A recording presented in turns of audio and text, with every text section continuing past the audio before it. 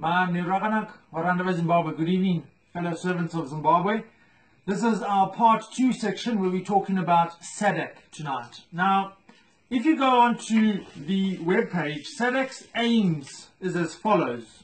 The main objective of Sadc is to achieve economic development, peace, security, growth, alleviate poverty, enhance the standard and quality of life for the peoples of Southern Africa, and support the socially disadvantaged through regional integration.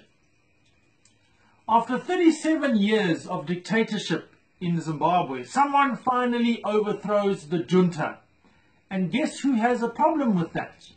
Sadc. The reasons that are being given by Sadc is that it is an unconstitutional thing to overthrow a democratically elected government.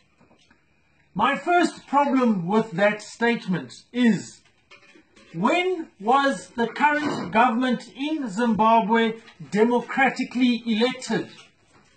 In 2008, that's a very well-known fact, MDC yakawina my elections, yakatora more than 70% of the vote. Even after massive amounts of physical violence against opposition members. Did Sadc say anything then? No. Was MDCT allowed to rule? No. So what exactly do you interpret as democratic? Please tell us, Sadc. When we approached Sadc and asked for help, provided evidence, photos, even had eyewitness accounts of all the political murders and killings, they ignored us. At the very best, they wanted us to ignore all those atrocities and put us into a GNU with those killers. That was their solution to protect one of their old boys. And yet today, well yesterday, after what has been the most probably peaceful and bloodless, not a coup, in which we have so far one person confirmed dead, or for statistical reasons, about 0.01% of those who died in the 2008 election violence, which Sadc allowed, by the way, they now want to intervene. This is a book put together by somebody that has lists of names of people that were killed in the 2008 election violence. Every single tick is a person, and these are the recorded ones. Never mind the ones that weren't recorded.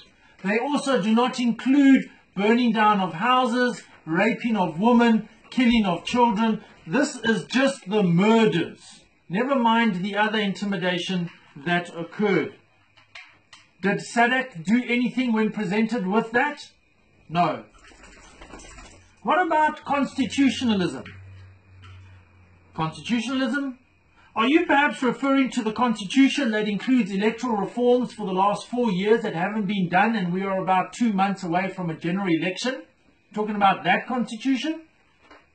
Are you perhaps referring to the constitution that says we are actually allowed to congregate, meet and talk and discuss with whoever we want, but we are still getting arrested?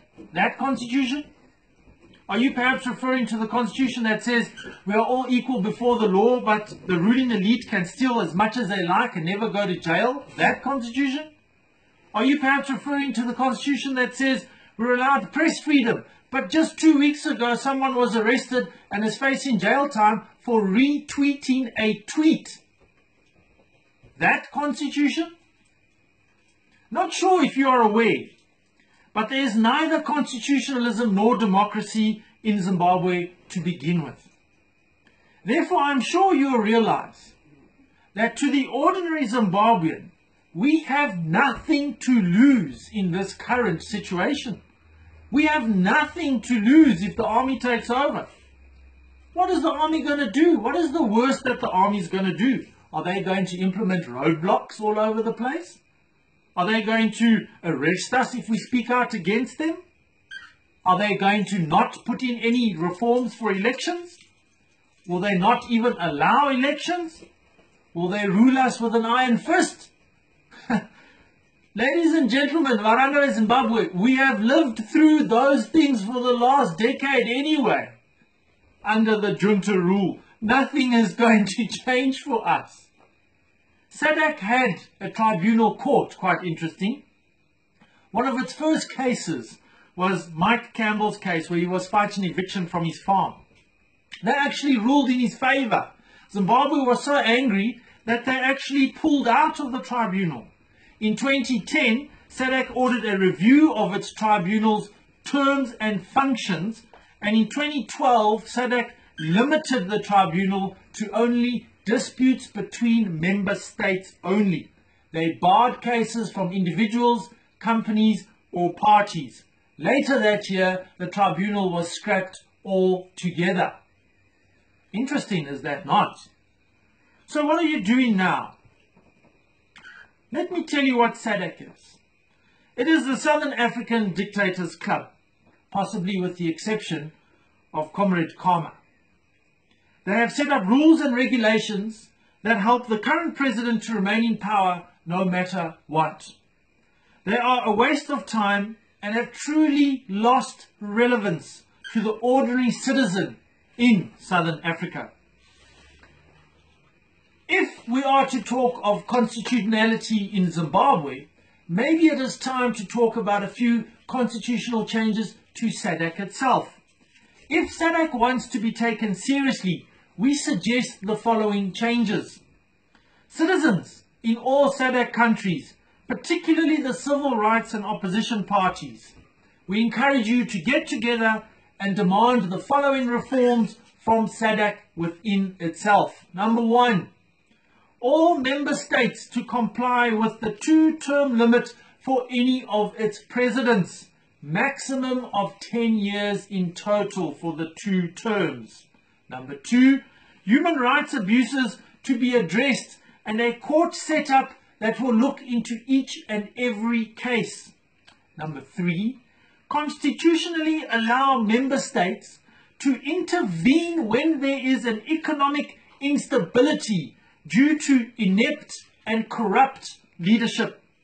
Number 4, any refugee crisis caused by member countries by their mismanaged economy or political persecution to result in immediate intervention by the other member states to address the issues needed to bring the member country back on track economically.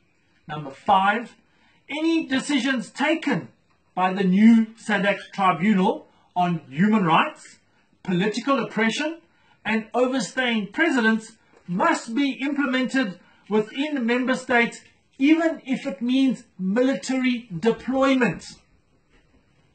We again want to remind them that Sadc must do what they did from 2000 onwards. Absolutely nothing. This is a Zimbabwean problem that we have asked the help of the world and Sadc in particular since 2000, and we have been constantly ignored. We are now taking matters into our own hands. Quiet diplomacy has failed. It is time for action. And we want to be left alone until we have done what you have failed to do. If you attack us in any way, we, the ordinary citizens, will be forced to actually support our army. Is that strange? Yes, very strange. Especially seen as they played a huge part in abusing us. But our hatred for Mugabe tops that. He must die, knowing his people have rejected him. His country is in tatters economically. His citizens are all over the world looking for jobs, and his family is in the diaspora. Mugabe must go, and we will not accept anything less than that, no matter what the trade-off is going to be. Sadc, are we clear? Nekuti isusu vanhu veZimbabwe tiri clear panyaya inei. Thank you very much for watching. If you like what we say and you agree with what we say, please check out a couple more of our videos on YouTube and Facebook, all entitled Brett and Vet. Thank you very much.